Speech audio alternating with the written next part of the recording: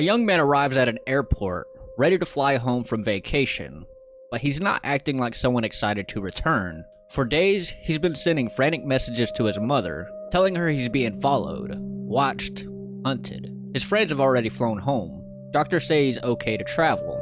Security sees nothing unusual, and then suddenly, he bolts, dropping his luggage, leaving behind his passport, his phone, his entire life. He sprints out of the terminal through the parking lot and into the wilderness, as if running from something no one else could see. He was never seen again. This is the disappearance of Lars Mittank, one of the most disturbing unsolved mysteries ever caught on camera.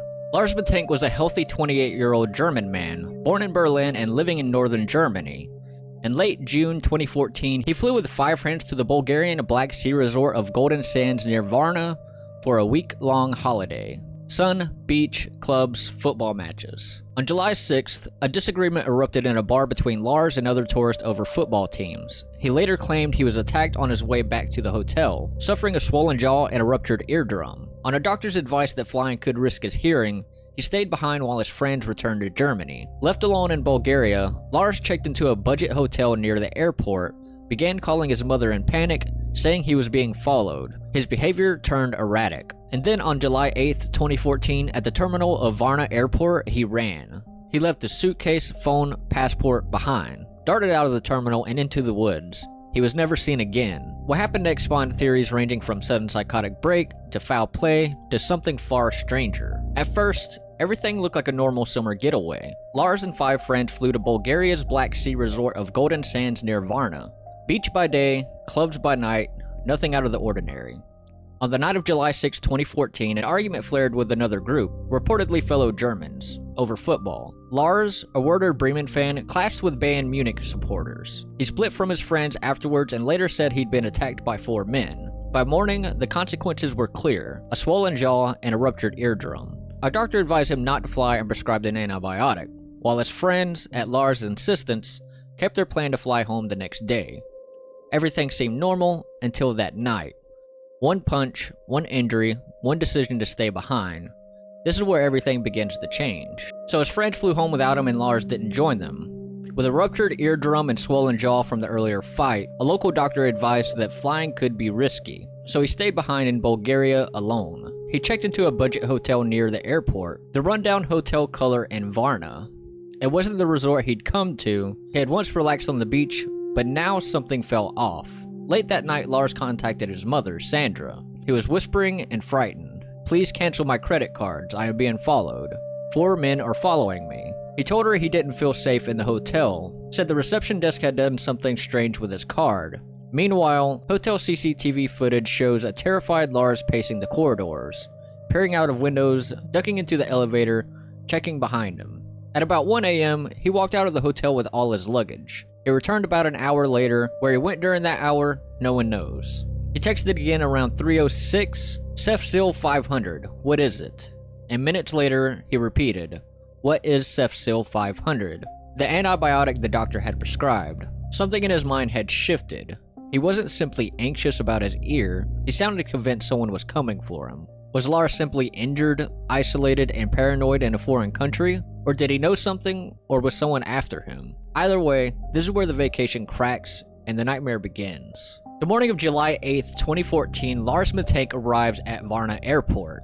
He'd spent the previous night pacing around a cheap hotel, whispering to his mother about men following him. And now, he was finally on his way home. He checked in, he walked through the terminal. On the surface, everything looked routine.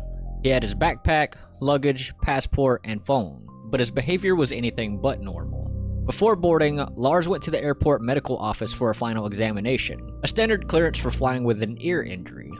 The airport doctor who examined him later described Lars as anxious, pale, and trembling, pacing around the room like he was waiting for danger to burst through the door at any second. He kept looking around as if he expected someone to walk in. Then, the moment that changed everything. A construction worker stepped into the hallway outside the room. Just an ordinary airport employee. But to Lars, it wasn't ordinary. His eyes widened, he froze, and then he stood up abruptly and shouted, "I don't want to die here, I have to leave." Without another word, he grabbed nothing, not his luggage, not his passport, not even his cell phone. He simply ran. He sprinted down the airport corridor, out the sliding door, across the parking lot, past confused passengers and staff, and security cameras caught every second. Lars running full speed like something was chasing him, even though no one was there. He scaled a fence, dashed across the field, and disappeared into a line of trees near the highway. In just seconds, he was gone.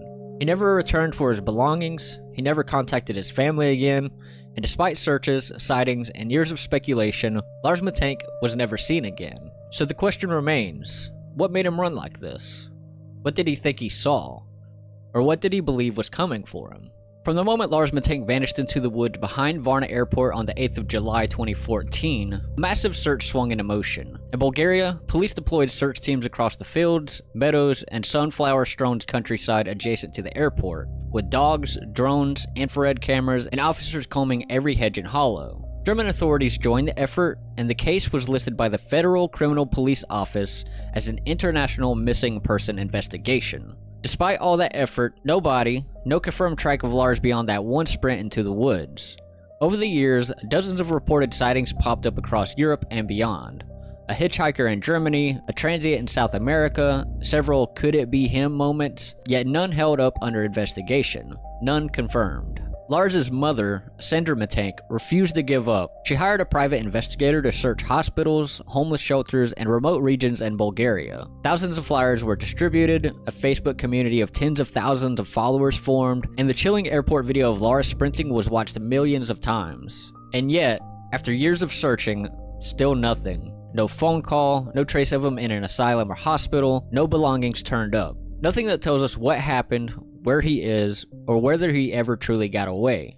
The disappearance of Lars Mittank continues to bewilder investigators and internet sleuths alike. No consensus on what happened, no definite answer, but the mystery has inspired 4 major theories. Let's break them down. The first being paranoia or a psychotic break.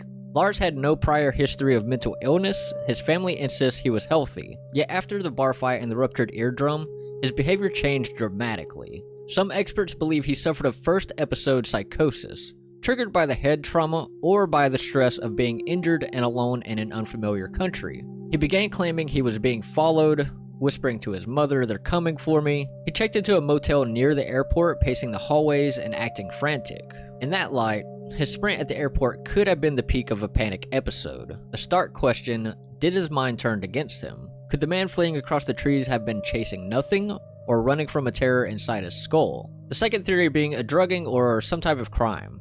The resort town of Golden Sands is known for its wild party scene and occasional criminal elements. Could Lars have been targeted, perhaps intoxicated, vulnerable, separated from his group, and something sinister happened?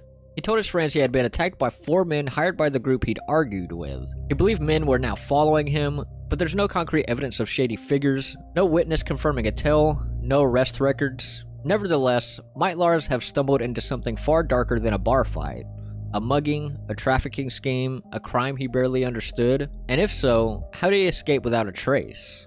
The third theory being a medical complication.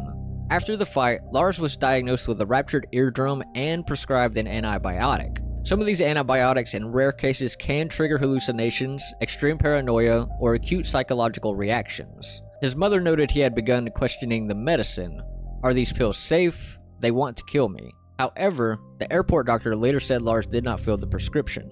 So while a medical explanation might make some sense on paper, the facts complicate it. And theory number 4 is that someone truly was after him.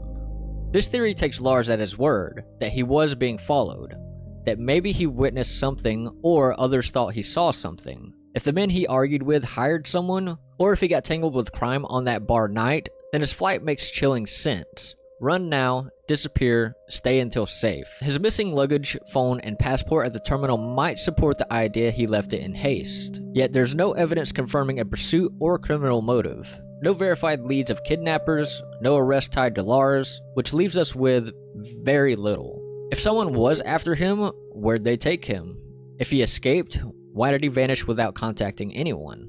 The truth is, nobody knows. The last confirmed footage shows a man sprinting blindly into the woods, his reasons lost to time. That grainy image is the closest we have to an answer, and it raises more questions than it solves. Think about this for a moment. A young man goes on vacation, and somewhere between a beach bar and an airport gate, his entire reality fractures. Not in a dramatic crime scene, not in some hidden alley, but in the open, in plain view, surrounded by cameras, security, and people. One moment, he's a tourist, the next, he's running for his life from an enemy no one else can see.